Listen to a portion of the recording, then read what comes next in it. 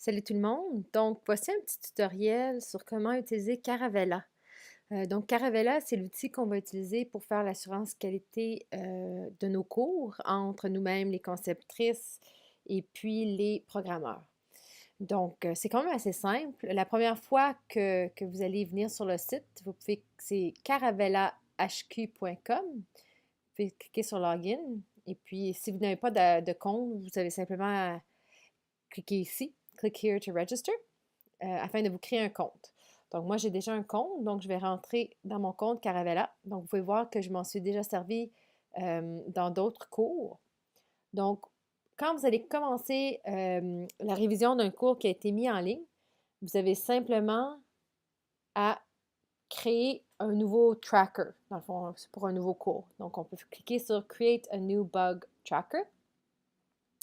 Donc, vous pouvez voir ici que ça nous dit que c'est privé pour le moment.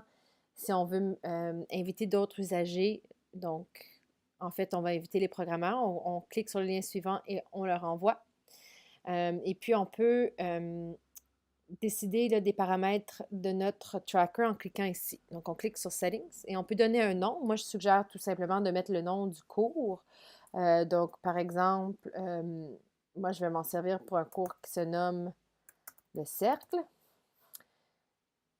Si on veut mettre un custom URL, on peut. Donc, je pourrais très bien nommer ça cercle ici. Je suggère le mettre public. Comme ça, vous n'avez pas besoin d'approuver le programmeur quand il veut venir le mettre.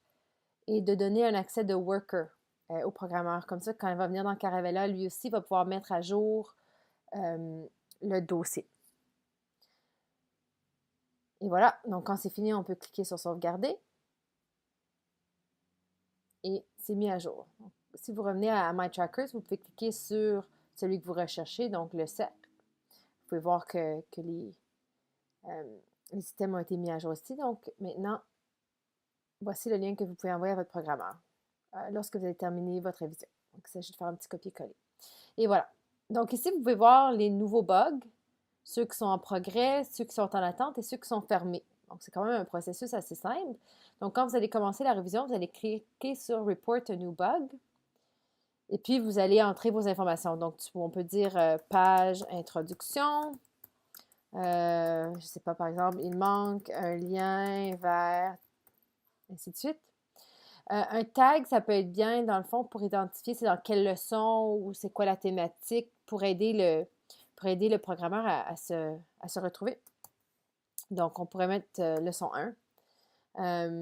Dépendamment de la priorité là, que vous avez, vous pouvez décider de choisir medium, high, next, comme vous voulez. Vous pouvez associer un fichier si vous voulez. Donc, si vous voulez faire changer une image ou si vous voulez faire corriger des choses et que c'est un petit peu plus long, vous pouvez choisir un fichier et l'associer. Et ensuite, vous cliquez sur Create.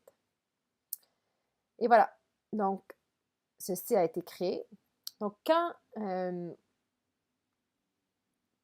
le programmeur, le technicien va rentrer dans votre tracker avec votre lien là, que vous allez lui fournir ici, il va aussi s'enregistrer et venir, il va pouvoir voir les problèmes qui sont nouveaux. Donc, il peut cliquer dessus et à nouveau, et voir, OK, il manque un hiver. Donc, il va faire le changement dans la cité, puis il vous dit c'est fait ou il vous pose une question. Il ajoute le commentaire. Et puis, si c'est fait, il peut faire, je suggère de recommander aux techniciens programmeurs de cliquer sur Waiting. Comme ça, vous allez savoir que ça a été regardé et qu'il faut juste aller le confirmer. Donc, quand vous allez revenir ici au cercle, vous allez voir qu'il y a un bug qui est en attente. Vous pouvez cliquer dessus.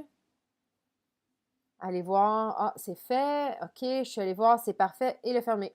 Et c'est aussi simple que ça. Donc, ça fait le suivi avec le technicien ou le programmeur que ce soit assez facile.